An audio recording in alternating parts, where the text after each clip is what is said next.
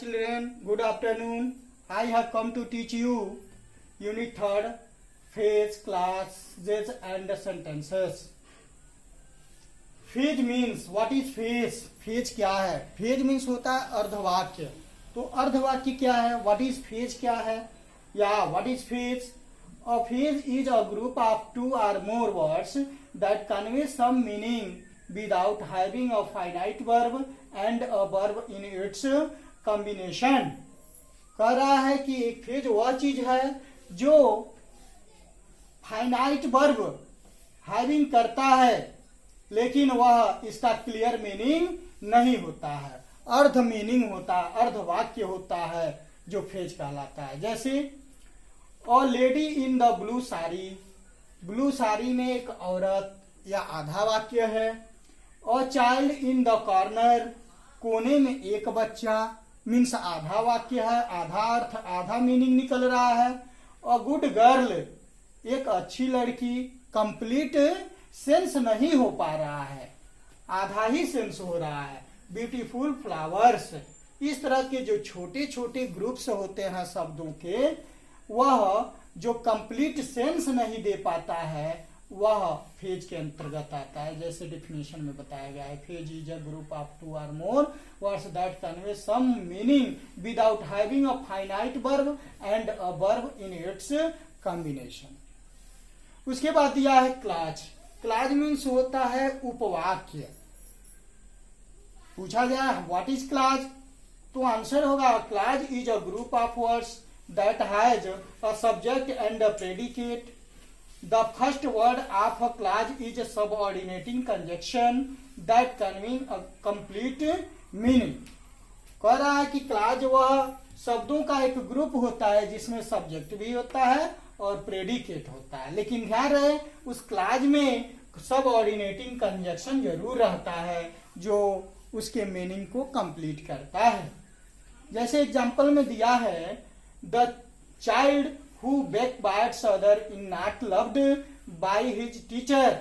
वह बच्चा जो पीठ पीछे गाली देता है या किसी की बुराई करता है वह टीचरों के द्वारा प्रेम नहीं किया जाता, पसंद नहीं किया जाता है. तो who backbites दिया है, यह है who जो इस चाइल्ड को, द चाइल्ड को backbites other is not loved by his teacher को कंबाइन कर रहा है.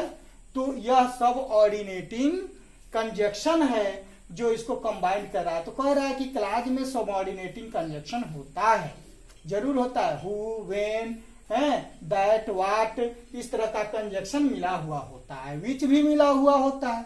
एग्जाम्पल नंबर 2 में देखेंगे, this is a pen which is mine. तो दिस इज अ पेन यह भी एक वाक्य है.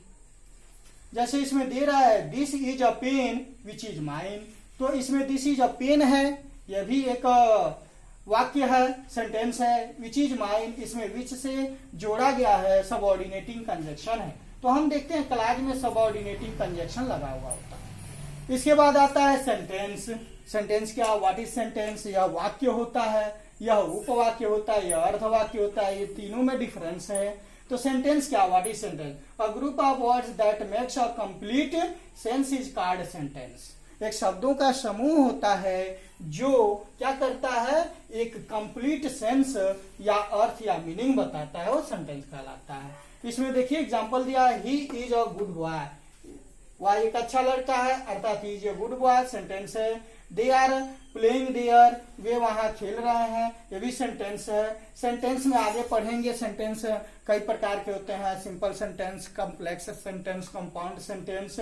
दो या दो से ज्यादा सेंटेंस को जोड़ करके हम बहुत से बड़ा सेंटेंस बनाते हैं, सिंपल सेंटेंस में बना देते हैं. दो या दो से ज्यादा सेंटेंस, सिंपल सेंटेंस जोड़ के सबऑर्डिनेटिंग क्लाज को जोड़ करके हम कॉम्प्लेक्स कंपाउंड बनाते हैं, जो अगले क्लास में पढ़ाया जाएगा या अगले टॉपिक में पढ़ाया जाएगा. ठीक है, तो आगे देखते हैं. There are two types of clause. दो प्रकार के क्लाज होते हैं. फर्स्ट है main clause. It has its subject and verb and does not depend on any other clause for the completion of its meaning. ये मेन क्लास जो होता है, जो अपने आप में वो स्वतंत्र होता है, किसी पर आधारित नहीं होता है. किसी क्लाज पर आधारित नहीं होता है, स्वतंत्र मीनिंग निकलता है, तो यह मेन क्लाज हो जाता है। लेकिन बी में दिया सबऑर्डिनेट क्लाज। सबऑर्डिनेट क्लाज क्या है, तो इसमें दिया it depends on the main clause for the completion of its meaning and it begins with subordinating conjunction. Subordinate clause जो होता है वह मेन क्लाज पर आधारित होता है। और वह क्या करता है, सबऑर्डिनेट क्लाज है ना, सबऑर्डिनेटिंग कंजक्शन से शुरू होता है। सबऑर्डिनेटिंग कंजक्शन क्या है, इधर देखते हैं। Subordinating that, what, who, which, when, how, where, because, as, if, till, until, इसके बाद होता है आफ्टर, बिफोर, सिंस, ये सब होता है। इस तरह के जो क्लाज आते हैं, सबऑर्डिनेटिंग कंजक्शन आते हैं, वो सबऑर्डिनेटिंग क्लाज को बनाने में मदद करते हैं, हेल्प करते हैं। Example, when I went there I saw a snake. इसमें दो वाक्य है, दो क्लाज है। वेन से शुरू हुआ, वे भी मैं बताया हूं कि यह that, what, who, which, when से शुरू होता है, तो वह सेंटेंस, वह एक प्रकार का जो सेंटेंस बनता है वह सबऑर्डिनेट क्लाज होता है। और इधर का जो सेंटेंस बन रहा है ऐसा स्नेक, वह मेन क्लाज हो जा रहा है। सेकंड में देखते हैं, he is my friend who saved the child. तो हु से स्टार्ट इधर हुआ है, तो इधर सबऑर्डिनेट क्लाज हो गया, जैसा कि सबऑर्डिनेटिंग कंजक्शन लगा हुआ है। और इधर सिंपल सिंपल है, तो ये मेन क्लाज हो गया। आगे देखते हैं, there are 3 subordinate clause. Subordinate clause के भी 3 पार्ट होते हैं, 3 भाग होते हैं, 3 तरह के होते हैं। एक होता है noun clause, it functions as noun. Noun clause noun की तरह फंक्शन करता है वाक्यों में, तो वह नाउन क्लाज कहलाता है। जैसे that she is the centre authority in a party is known to all. तो इसमें that she is the centre authority in a party, यहां तक नाउन क्लाज है। उसके बाद second number adjective class. Adjective class क्या करता है, यह इट फंक्शंस एज एडजेक्टिव, यह सेंटेंस में, वाक्य में एडजेक्टिव की तरह फंक्शन करता है। जैसे दिया है, the child who backbites other is not loved by his teacher. तो इसमें हु बैकबाइट्स अदर है, तो यह एडजेक्टिव क्लाज है जो चाइल्ड को क्वालिफाई कर रहा है। चाइल्ड को क्या करता है, क्वालिफाई करता है। नाउन या प्रोनाउन को क्वालिफाई करने वाले जो शब्द होते हैं, ग्रुप होते हैं, वो एडजेक्टिव कहलाते हैं। तो शब्द होगा तो एडजेक्टिव हो जाएगा, शब्दों का समूह होगा तो क्लाज हो जाएगा, तो एडजेक्टिव क्लाज हो गया। Third, adverb clause, it function as adverb, या एडवर्ब की तरह फंक्शन करता है। जैसे whenever I go to his house I always find him absent. जब कभी भी मैं उसके घर जाता हूं तो मैं उसे एब्सेंट पाता हूं, तो मेरे जाने को क्वालिफाई कर रहा है whenever I go to his house. ठीक है, तो यह आपका एडवर्ब क्लाज होगा।